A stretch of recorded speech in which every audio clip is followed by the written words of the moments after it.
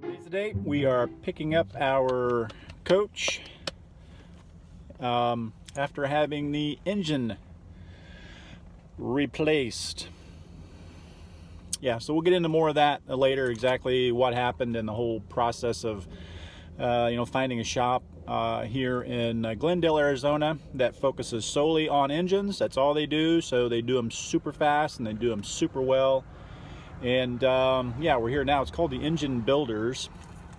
I'll leave some information in the description below. But yeah, we just got here about a 40-minute drive to come out here to get our coach. And yeah, we'll see what it's all about. Hopefully, well, it looks to be in one piece. It's in the parking lot back there. So yeah, only took a week. Surprisingly, we dropped it off. They started on Monday and actually finished it yesterday, which is Thursday. Today's Friday. And got it all back together, fired it up, and runs like a top. They sent me a little video of it. So anyway, we'll go in and do an inspection and see what's what. It's nice to have it's going to be nice to have our home back, huh? Yeah, it is. Yeah. Even though we're not going to be in it for, several more days, we're still staying with Shauna's dad. But other than, yeah, it's nice to have it back. Nice to have it back. There it is. Again, that's the company that we had do the Engine Builders here in Glendale, Arizona. Smells like engines. Yeah, do lots of work here. Again, engines, that's all they do. So there's our rig right there. Looks like to be back in one piece. All right, so just took the coach for about a 20-mile test drive. Runs nice and smooth and quiet. I don't know if you can hear it in the background or not.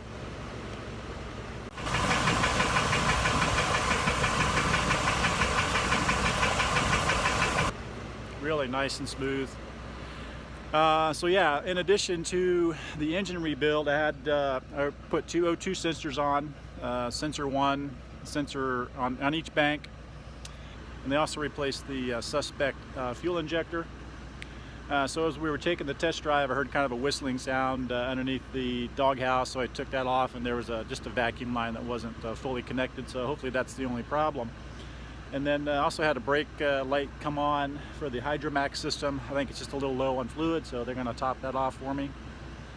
Other than that, drives like a champ. Actually just feels stronger. I mean, it should, it's a new engine, but it'll take a while to break in, and fuel mileage probably won't be the best right off the bat, but it should improve. So there's a 500-mile break-in process that they have you use here just to maintain the warranty, and then after that it's basically you drive it like normal. So yeah, super happy with the Engine Builders here. It's sun's blowing that out, so let me get over here. Yeah, there we go. The Engine Builders. So if you're in the Phoenix area and you need your engine rebuilt, no matter what vehicle it is, man, they do it. As you can see, the big pile of engines back here. I have a lot of them. Yeah, and they are busy. So no shortage of people blowing up their engines, I guess. Just check the engine hours on the odometer. That old engine only had 1,092 hours on it. So, things happen. But I'll go through, the findings. I'll show you some pictures. Unfortunately, we couldn't get out here to do any of the video while they were doing the work. They did send us pictures throughout the process in chronological order of tear down and rebuild, which is kind of cool. So I'll just go through that and I'll talk over those stills. If you've got any questions, definitely let us know in the comments. Got any bad things to say about Ford? I mean, don't bother, just move on. Every engine has its problem. They have a board inside that shows all the work that's going on. Fords, Chevys, and Mopar products, doesn't matter. They all have their issues. From our first video, I think you'll recall me saying that we took it to a couple of different shops, and one shop said $10,000 to $15,000 to replace the engine. The other said just about $10,000, and which we just weren't prepared to spend at that time, especially all the way out in Florida. We knew we were coming back to Arizona. I felt strongly that the engine could make it that far. In fact, it did. Total price to rebuild the engine, take it out of the rig, remove everything off the front of the rig, reinstall everything, get us back on the road in one piece, was $6,067.24. A lot less than $10,000 to $15,000 for sure. Plus we have a zero-time engine, and again, the engine builders are known for building rock-solid engines, so I have complete confidence. Could have got a crate engine, I suppose, a long block crate engine for probably $4,500 or so, but I think the rebuilt engine is every bit as good, if not better. So, engine parts, $3,258.25 for all parts. Labor, $2,432.22, and they threw the injector in for $67.24. All right, so let's talk a little bit about what they did. Okay, like I said, the shop sent a series of still photographs documenting the tear down and rebuild procedure. Here you can see the front of the coach pretty much disassembled, the engine obviously still sitting in there and being ready to be taken out. Here is a shot of the engine. They took it apart in sections to make it easier to remove. And then here's the big hole where the engine was. You can see the valve covers left and right up there still in the bay. Here's the block as it looks being removed from the engine bay. And here's a look at the head. This is the passenger side, or bank 1. This is bank 2, or the driver's side. You can see the camshaft with the balance shaft setting up on top. That's the black shaft. Here's the engine turned over. They're getting ready to disassemble the piston rods to remove the pistons. And then here you can see one of the heads removed, and this will start to reveal the issue that has been causing the knocking in the engine. I had the shop give me piston number 7 out of that cylinder, and when you take a look at it here, I think you'll be able to tell pretty quickly what the cause was or what the issue was, which resulted in the knocking. Now cylinder 7, or piston number 7, is pretty gnarly. Piston number 8 was decent except for a cracked compression ring. So it kind of makes sense that compression was low on cylinders 7 and 8. Anyway, here's a look at the piston from cylinder 7. And you can see the skirt here looks pretty good on this side. It's got what I guess you would consider normal wear. If you look at the crown, definitely you can see all of the coking, all the deposits there, which definitely tell you something was wrong. Definitely overheated. You can see underneath discoloration. Oddly enough, the wrist pin was fine, according to the mechanic who took it apart. The wrist pin was not had not failed and was not an issue, but you can definitely see the discoloration there and overheating. Now here's the skirt on the other side of the piston. So here you can see all of the scoring along that skirt, and what that was doing was slapping up against the cylinder wall, creating that knocking. And for those who don't know the makeup of a piston, you have compression ring 1 at the top, compression ring 2, and then on this you only have one oil control ring, which is this sort of perforated looking ring here, which is pretty tight in place. The compression ring number 2 is seized on one side, compression ring 1 still floating freely, as you can see, back and forth.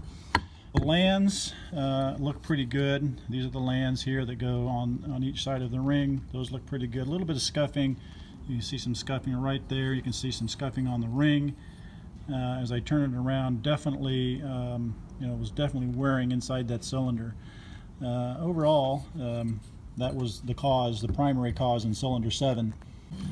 All right, so now we see the damage that was done. I like to always talk about root cause, and it's a little hard to determine in this case, but what we think the root cause was a bad injector. I never got a check engine light or a fault code on this side of the engine for anything, no injector codes. I got an O2 sensor way back, swapped the O2 sensor and it went away. Well, first I put some seafoam in the fuel. It went away for quite some time. It came back again, so I swapped the O2 sensor and it never came back. But the engine mechanic said it was most likely, this particular damage and issue was most likely caused by a defective injector that really was just spraying too much fuel in the cylinder, most likely washed the oil from the cylinder walls And then we just basically at that point had metal on metal, and didn't take very long for that to happen. But again, I never got a check engine light or indication that the injector was bad. So kind of concerns me a little bit. But at any rate, we really feel that's what the root cause was that really culminated in this damage, and then also necessitated the engine rebuild.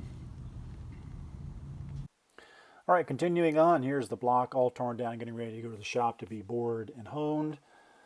And all the parts internal to the engine were all new pistons, except for the crankshaft. They did turn that, but basically turned it to brand new. Brand new Melling high volume oil pump, which is awesome.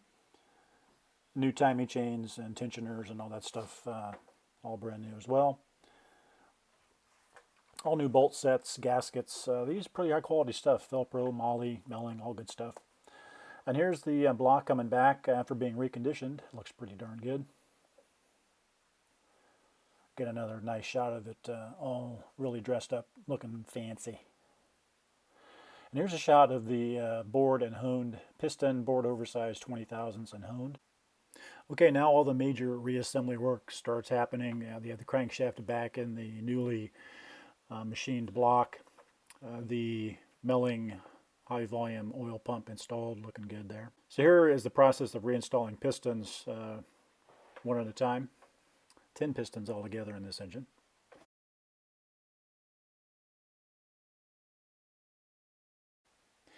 Here are the newly reconditioned heads. This is the driver's side head that has the balance shaft mount. Underside all completely redone, redecked. Really nice looking set of heads. All right, here's the engine with the heads installed, timing set installed, chains looking good. Here's another shot. Looks like they're putting the valve covers on. They got the front cover on. Nice new water pump. And finally the time has come, stuffing it back into the engine bay. And doing all the final assembly, all the engine hoses, accessories. And here we are down to the final steps, installing all of the radiators. This has 4 in it. And all of the air boxes and all the other hoses and connectors and things going together here. Fascia going back on, which is no small feat in itself to get all that aligned. And just some final last assembly steps here. A few people have reached out and asked if we had an extended warranty on our rig, and we did not. It was one of those decisions we made to kind of self-insure. We mentioned that I think in the first video, and hindsight, maybe it would have been better if we had gotten the warranty, and certainly there are some very good warranties out there. Sean and I work with wholesale warranties. We are affiliates, and wholesale warranties, very well known for the quality of their warranties. And they pay quickly, and quite frankly, Sean and I wouldn't recommend them if we didn't believe in them. So check out the link below. We'll put some information there on wholesale warranties. Just give them a call. There are some limitations on years. That kind of changes, but I believe it only goes to 2004 and newer, if I'm not mistaken. But don't quote me on that. As I said, they kind of change things from time to time. But yeah, check out wholesale warranties if you want to prevent something like this happening to you. Not that it will prevent it, but it could soften the blow. That said, you're going to pay for a warranty up front in most cases, and then whatever deductible you might have. So you kind of have to look at those prices and costs and see what works best for you. And just make a choice based on your financial situation and what you feel comfortable with.